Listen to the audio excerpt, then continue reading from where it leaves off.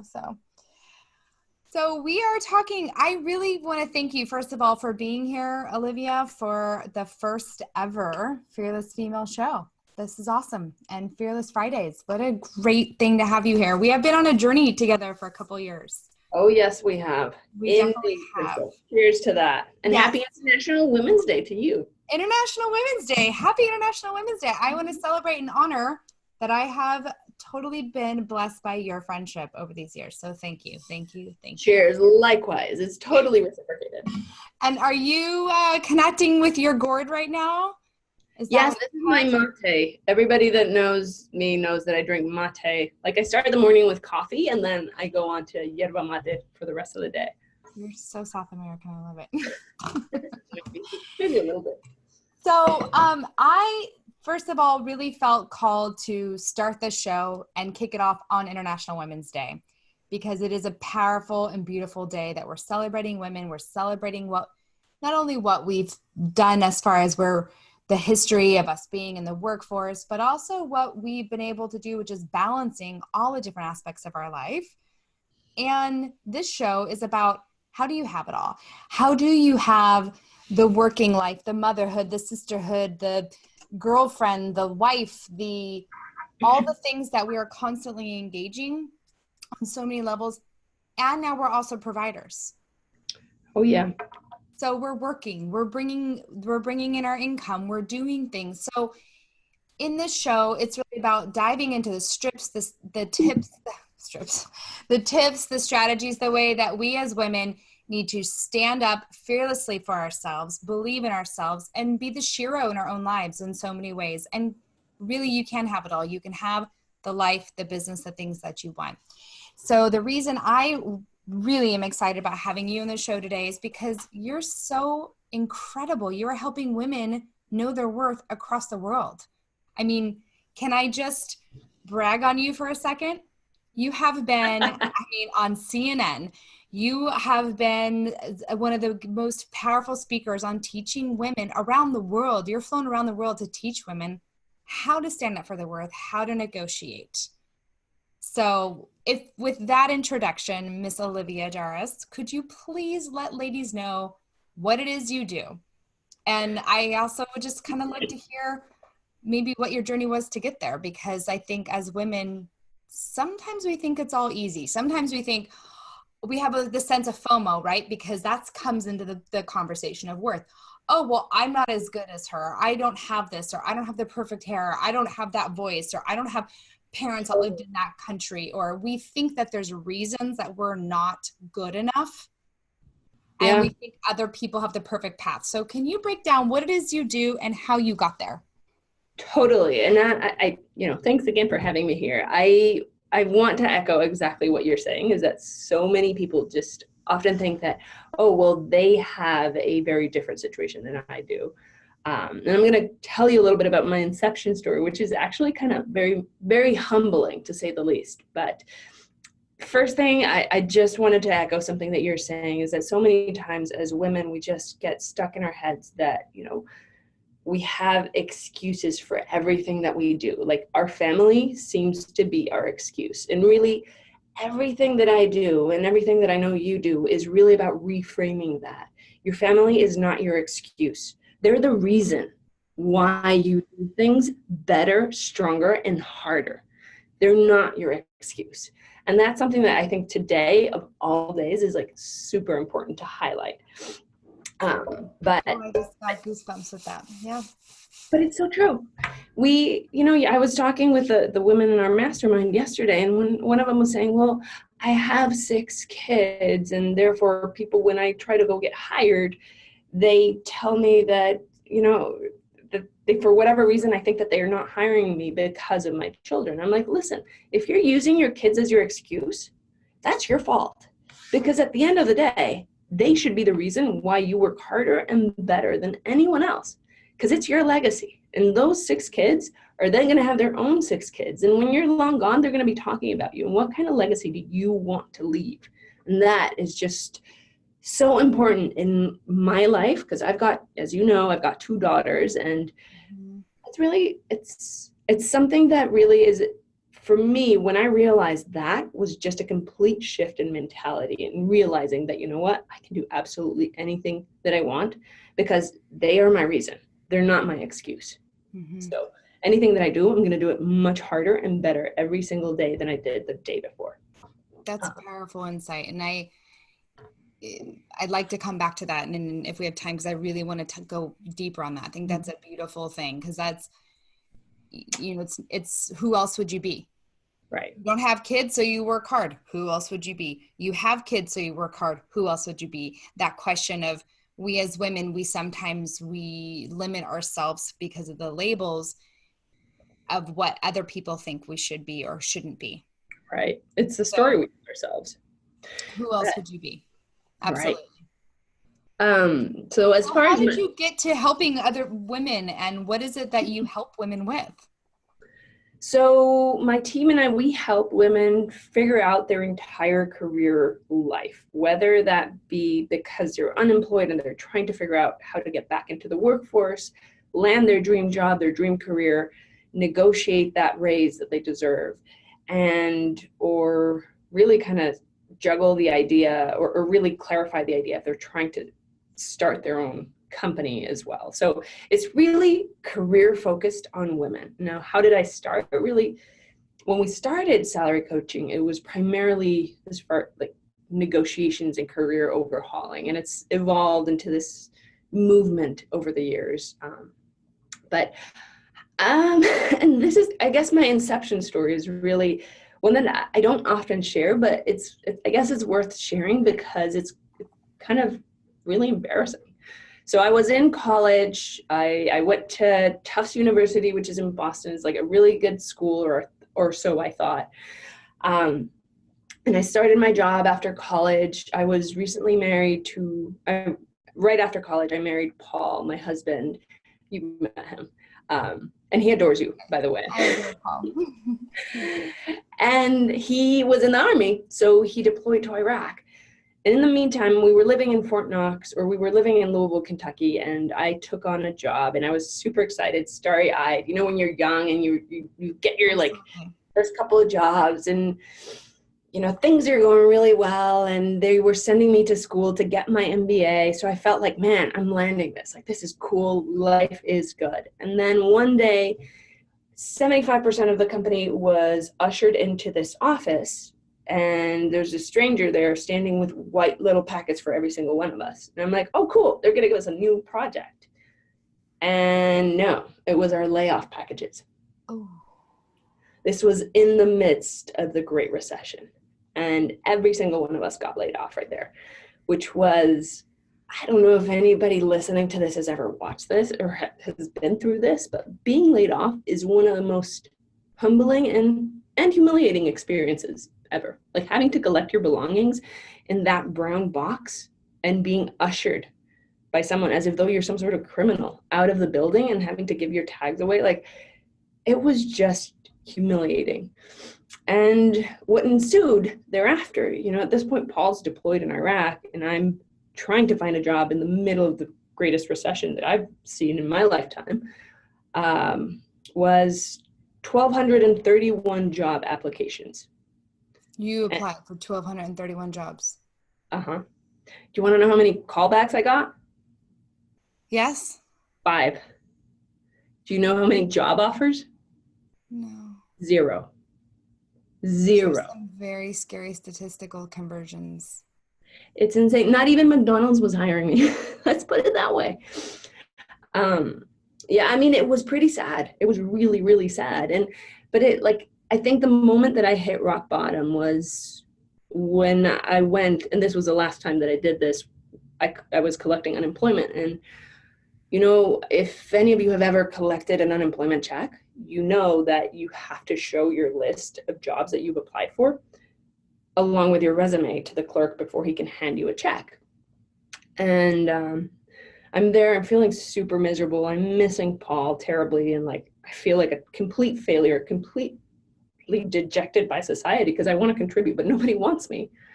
And the clerk was such a jerk. He looks at my applications, and I've applied to a lot of jobs those last 2 weeks. He looks at my resume and he's like, wow, it looks like that expensive education didn't pay off, did it? And I was just completely like holding back the tears. I grabbed the check. I grabbed my resume and my applications, and I don't even make it out the door. And I sit down and start bawling. Like that kind of visceral cry that you're like, Can't stop you it. you just can't control it.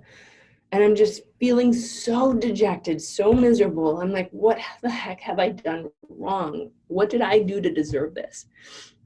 And that's when a woman who had been like probably 2 people behind me, she comes by, and a complete stranger. And I'll remember to this day, like she was dressed in orange. She had like curly orange hair that sort of matched her outfit. I love this. And she goes to me, she's like, listen up, hon. Get up. You're going to show him one day. I promise. And to this day, like that is such a vivid moment where a complete stranger just shared that moment of kindness and empathy that I really needed. I really needed someone to share. Yeah. And that was a turning point for me. That's where I was like, pardon my French, but I was like, fuck it. This world is not going to operate this way. I'm not going to let the world run me over like this. And from then I started doing things the way that I thought I needed to do it, rather than applying for jobs through online portals and figuring things through like the normal career pathway. And this is how I ended up like having some pretty incredible jobs and becoming a salary negotiation expert to kind of synthesize this story. And you can show him now. yeah, and since then I've gone on to help thousands of women figure out their worth and negotiate raises of up to $500,000. And yeah, it's really that there's so much information out there, and so many poor beliefs that we've been trained to internalize as women. Yeah. So because when you and I were talking about this, thank you. First of all, I want to honor you and for sharing that story, because I know you're not the only one that's ever been through that. And I know whoever's listening, when they're at that rock bottom, they don't know what to do. And they're sitting there and they're either with their box, like you said, of belongings, or they're at that, maybe just their heart is exhausted, their mind's exhausted. That exhaustion is exactly where we need to step into our worth. And we have to have a belief bigger than that moment, because whatever we're internalizing at that moment means it's not the reality. It's not forever. So thank you for sharing that. And you now stepping into your own worth and helping women find their worth. I mean, that's the power that I see. And I recognize that women, as beautiful as it's been being in the workforce, there's some still habits that I see even with my own clients, that I'm sure you see with your clients, that happen over and over and over again. And I know you probably have a list way longer than 3, but I would love today for you to dive into the 3 common misbeliefs or the common mistakes you see that women have, and what do they need to be aware of, and how can they change that? Yeah. Well, so yeah, I have a list, but if I had to limit it to 3, I would say that the biggest one is women don't actually know what they're worth. And that's a biggie, because what's the point of leaning in if you don't actually know what you're asking for? So that can apply for, I mean, let's just be real. That can apply for your relationships. That can apply for your work. That can apply for everything. An entrepreneur or a boss. So yeah. And see, here's the difference between men and women, is that men have like a very forward thinking mind. Like they focus on one thing and they go with that one thing. Yeah. Women, whenever we're sitting in one place, we're thinking about like 5 or 8 different things. So when we lean in to negotiate, and when we go negotiate, like a guy will have something very much in mind, like that pot of gold in their mind already solidified, like they know what they're going in for. A woman, on the other hand, has a broad idea, and usually that broad idea is kind of like an emotional bag and confluence of events that he earns more than I do, but what should I be earning if I were elsewhere? And like, they don't really have a clear, precise picture of what they're actually asking for. So that is like the inception of a bad negotiation right there. Like, that's the starting point where everything can go wrong. If you don't have a very clear picture in your mind of what you want, you're not going to get it. And I think the biggest example, or the most typical example that I use with women in careers is like, you say you want a promotion. Well, what does that mean? Does it mean you want to be promoted to the next senior level of your career? Does it mean you want to be your manager? Or does it mean you want to be the CEO? Because those strategies that you're going to use to achieve any one of those is very different. So what I hear you're saying is that women tend to generalize their vision of what they're worth. They tend to give some general term, like, I'd like to make more money, or I'd like a promotion. But it's engaging on multiple levels, including emotion, and I hope they feel good, I hope I feel good, everybody feels good about it, versus a man's out there to win. Like, sort of. I think it's sort of along those lines. It's essentially women negotiate from a place of emotions, rather, like, we think to negotiate from a place of emotions rather than a logical, rational argument, which is what naturally is like, that's how the natural process of thinking would happen for a guy. Got it. Which is true. The guys, they're not emotionally connected when it comes to winning, because they've had to be the provider, they've had to be the hunter. If they cared about, if you go back to the time of the hunting, if they were like, oh no, I have to hurt the bunny, the family wouldn't eat. They would be sitting around. Whereas women are like, we have children, we have to make sure everybody gets fed. We've had to feed the bunny. Yeah. Let's make sure there's more bunnies. So it makes sense that still, as modern as we are, we have very, very much a connection to how we were created. I mean, we are still, our DNA and how we were wired is not that radically different. Right. Absolutely. Yeah. So what would the number one thing would be knowing what it is you want. Yeah, knowing exactly what you're asking for. Now, the second biggest one is overcoming the imposter syndrome. Now, again, so many women don't ever get to the negotiation table because they fear rejection. And they don't feel that they're good enough to advocate for themselves. And that's a biggie too. When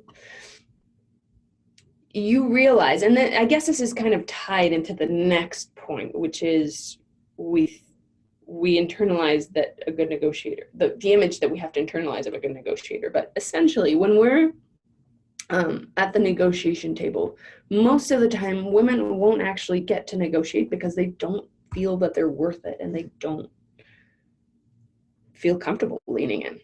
Right. So there's a statistic out there, which is actually, from what I've seen, is very true, which when a guy is applying for a job, for example, and he hits 60% of the qualifications required for the position, he'll internally feel like, man, I totally have this in the bag. Like, I'm applying and I'm going to be a shoo-in. When a woman looks at the same position description, has the same kind of background that the guy has, and if she doesn't fit 90% of the key accountabilities, she won't even apply. So it's really recognizing your worth and believing in yourself and not worrying what other people think about you. Yeah. So, and I would say that the third, and it's not really that it's necessarily a mistake, but it's a societal problem that is at the core of how we solve what we do at salary coaching, which is, when you think of a good negotiator, like the best kind of negotiator in this world, what are keywords that come to mind? Assertive, direct, maybe uncompromising, someone who's a go-getter, fearless. Fear, non-emotional, I think, for sure, because you can't negotiate off emotions, which is something you hit on the first one. Right. Like when you think of all of these keywords, Yeah. and you conjure up an image of what a good negotiator would look like in your head, more than likely you're going to conjure the image of a man. Like all of these words are intrinsically masculine.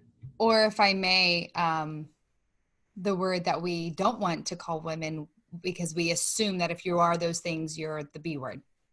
You know, we have this generalization that you very either masculinized, right? A very masculine female. Right. Exactly.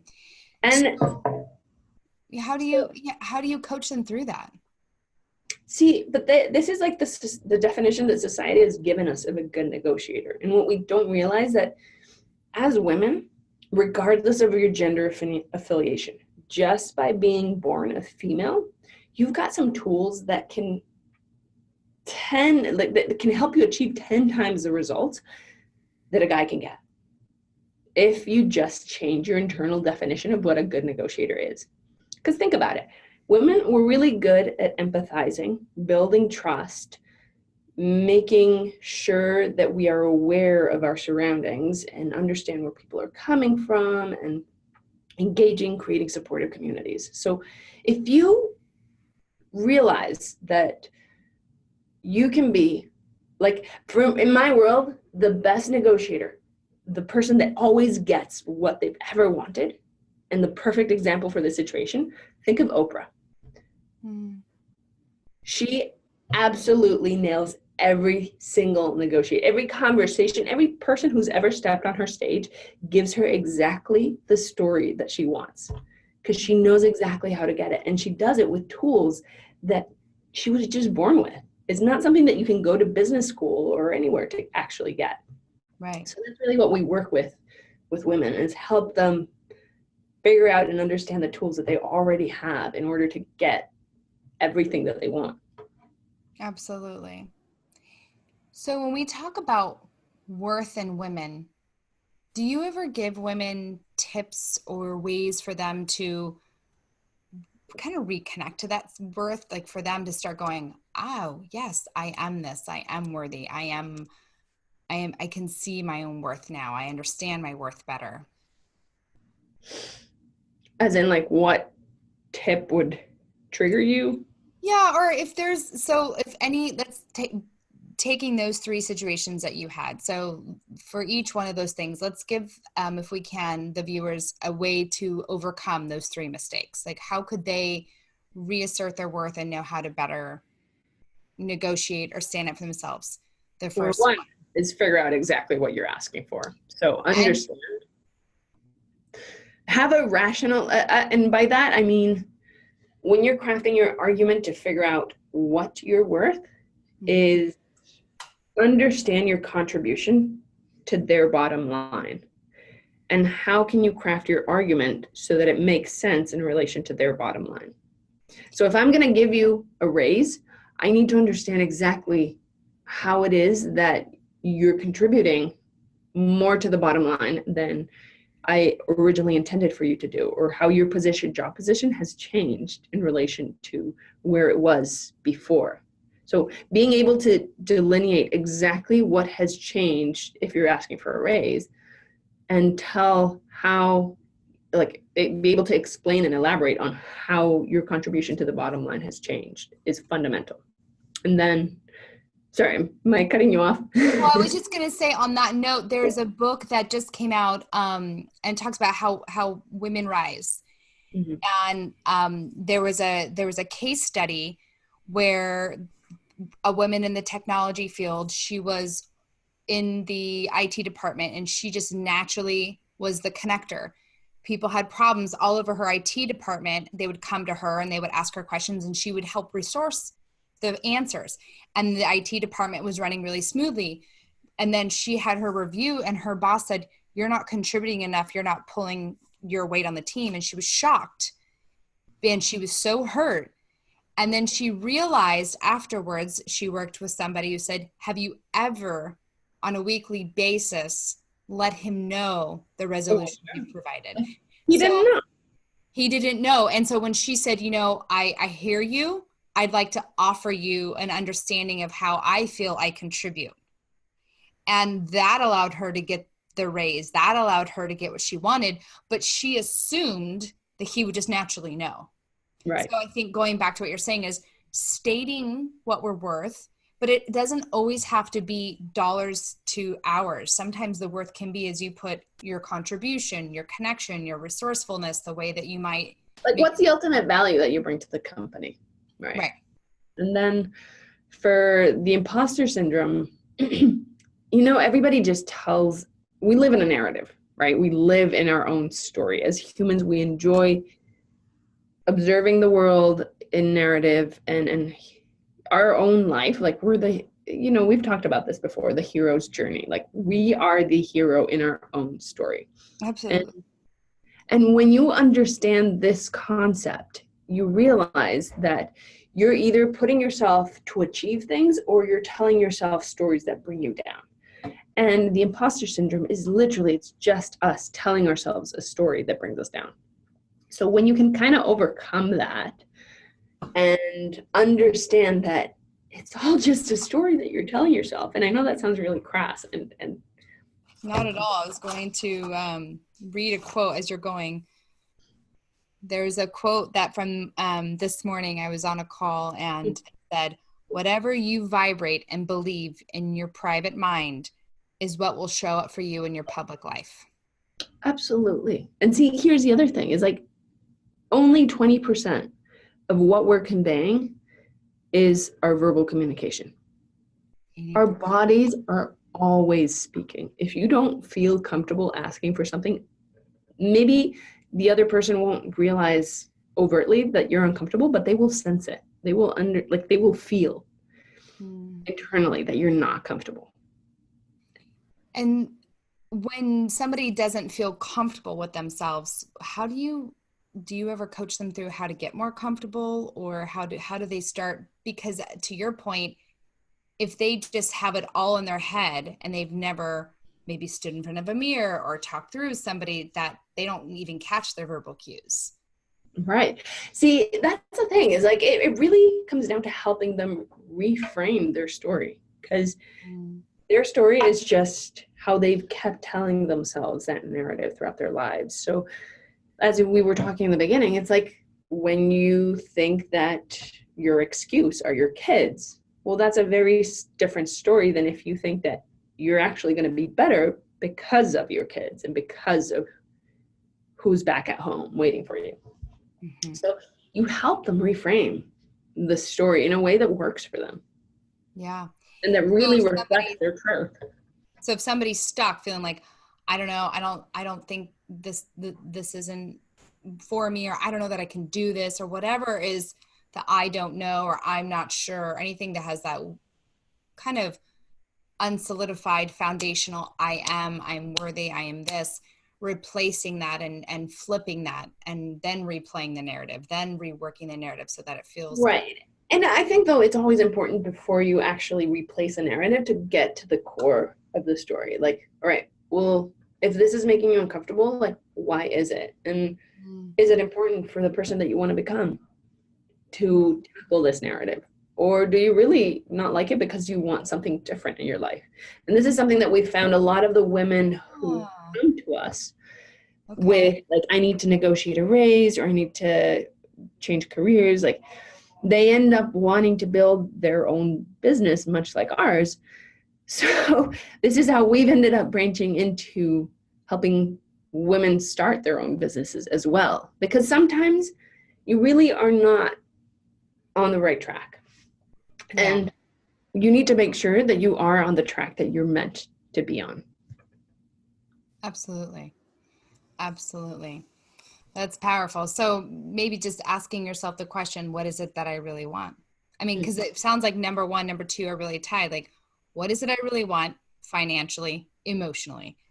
Now, what is it that I really want? Do I want that to feel that way here in this job, or here in this role, or in this city, or with this boss? Or there could be a wide variety of other ways to achieve that outcome that you may not even be asking yourself the right question, is what I'm hearing.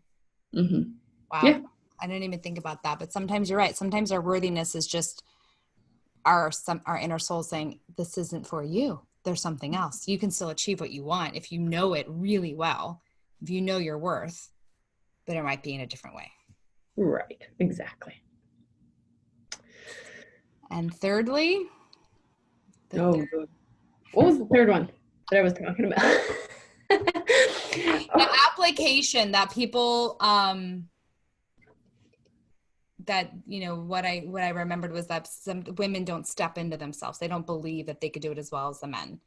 Oh, yeah. Well, so, and that is really just, again, it really all comes down to reframing and the story that you tell yourself. Like, if you're aware that you have this internal construct of leaning in and negotiating equates to the B word kind of woman or manly guy, your internal radar is always going to like flare up and trigger insecurities when you try to negotiate. But if you think of, man, the best kind of negotiators are pulling an Oprah, it totally redefines how you're going to see negotiations, and you'll never, ever fear advocating for yourself again.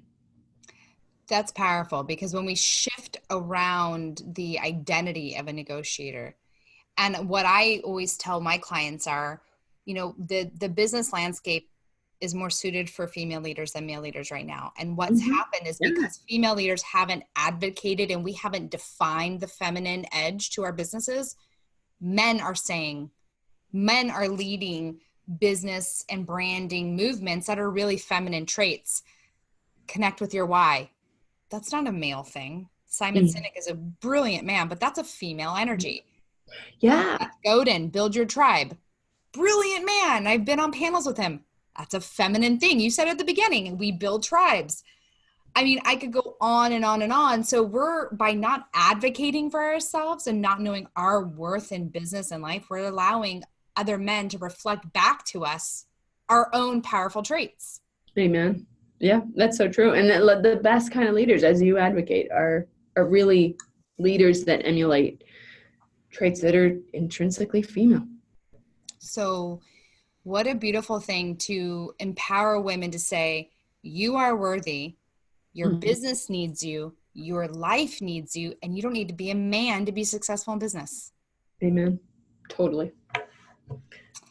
And what a great thing, because I think women feel right now that there's this whole either or. I'm a powerful woman in business and I can't be a good mom and my relationships are hard, or I'm a great mom and I have a great marriage or great boyfriend or girlfriend or whatever. But that means there's this idea of sacrifice that women tend to have, whereas we can have it. We can be incredibly powerful business without sacrificing. It can be your cause. You can be a better businesswoman because you're a mom, because you're a great mom. What a worthy thing to say. Like, what else could it be? How could you see the worth in what you're bringing instead of it being an either or? I'm a mom or I work, but that's not. You're better because you're a mom. I mean, talk about multitasking negotiation skills. You've had to negotiate with your kids. You're like, okay, I know I said we were going to go to, the beach today, but there's this other thing we have to do. I mean, we do it all the time. We're great negotiators. We stand for what we know is worth. So maybe it is. It's just saying, allow yourself to see the skills that you're already using every day. Yep. Indeed. So right. As we're closing off on this beautiful International Women's Day, can I ask you who inspired you, or what woman role model do you see as, like, I know you mentioned Oprah. Is there any other women and that you just think are incredible right now that are really inspiring you? And she's no longer alive, but one woman that just has been fundamental in like shaping my life, my professional life. Of course, there's my mom, right? Yeah. My mom is one of the strongest women that I've ever met. But her aside, Maya Angelou, her words just, she's so inspirational, such an inspirational woman. But I'd say between Mom, Oprah, and Maya Angelou, like, those are my top three. Your mom's in good company. I love it. Well, if you have anything to offer the ladies who are listening? One thing you and I talked about is, as women are watching this, maybe they go, oh my gosh, I want to stand on my worth, or redo my LinkedIn so people see what I do well, or I want to learn how to negotiate better. Is there something that when you and I talked, we talked about giving them something so that they can walk away with some real tools and strategies that they can implement after this conversation? Totally. If they hop on over to our website, salarycoaching.com, Okay, they I'll make can sure to get post that too. their free career toolkit, which includes basically it's amazing. Oftentimes women just need a little bit of advice. And if that's all they need, like those are the tools that they want, because it just basically tells them like, how do you optimize your LinkedIn, what to do with your resume, and like it's just basically a do-it-yourself kit. If you need more help, of course, we've got other sorts of services, but just to get you started and to figure out, your career and your negotiations, just go to salarycoaching.com and you'll be able to download our career kit. And the thing I want to honor you on is talk about worthiness and how you just stepped up and added value. You guys are giving, not sometimes you're like, oh, look, I'm going to give you one thing. I had FOMO when I looked at your son, like, you give women like 6 things just as this here. You're like handing them a kit of making themselves over into this beautiful person. So especially the LinkedIn thing. LinkedIn is like a whole nother landscape. So you just offering that one tool alone, on whether you're an entrepreneur or in business, that's a huge thing. Thank you. Yeah, I'm a big believer that you just give it all away and it'll come back. And it really does. I mean, sometimes people just need a little bit of advice and a little bit of help. And if that's what they need, go and have it. Contribution. If more help, then we're there as well. And the more women rise, the more we support each other, which is also what I think this day is about. It's like, what do we all do to support each other? We no longer have to be tribal and cut off and tear each other down and say, I don't like this and she did this. You know what? We're women. We need to hold each other up. We need to support each other. We don't need to hunt each other down. So Amen. Thank you for the journey you shared today. And I'm so excited. I hope lots of people go. So just to repeat, Olivia is coming to you from salarycoaching.com. I'll post this. Make sure you go, you get the toolkit.